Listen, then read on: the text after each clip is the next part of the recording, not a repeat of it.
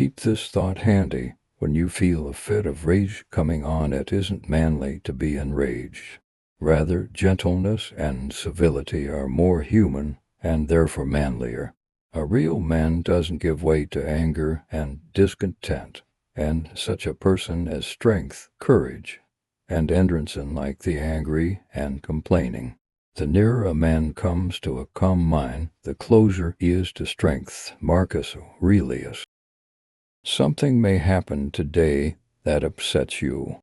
Someone might be rude, your car could break down, an employee might mess something up despite your very careful instructions. Your instinct may be to yell and get angry. It's natural. But just because it's natural doesn't mean it's a good idea.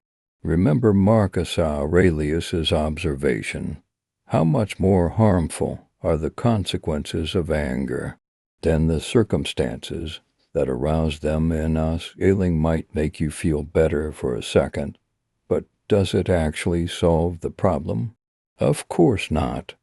Arguing with a rude person only offers them more opportunity to be rude.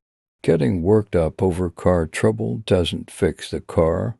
It just raises your blood pressure. Berating an employee who messed up. Now they either resent you or they'll be more likely to screw up again in the future because they're nervous and self-conscious.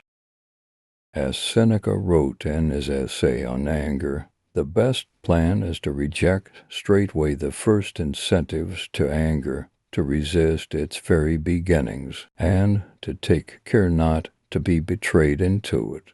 For if once it begins to carry us away, it is hard to get back again into a healthy condition, because reason goes for nothing when once passion has been admitted to the mind, and has by our own free will been given a certain authority.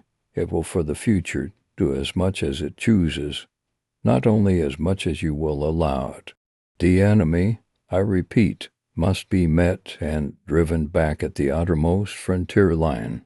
For when he has once entered the city and passed its gates, he will not allow his prisoners to set bounds to his victory.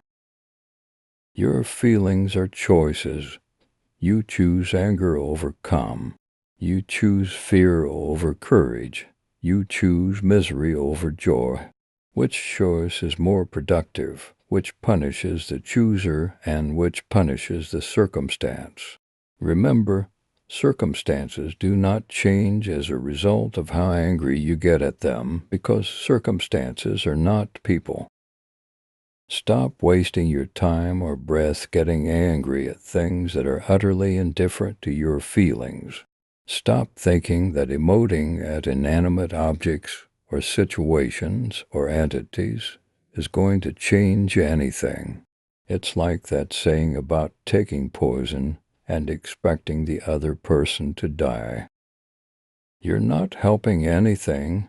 In fact, anger only makes things worse. Every situation is made better by a cool head.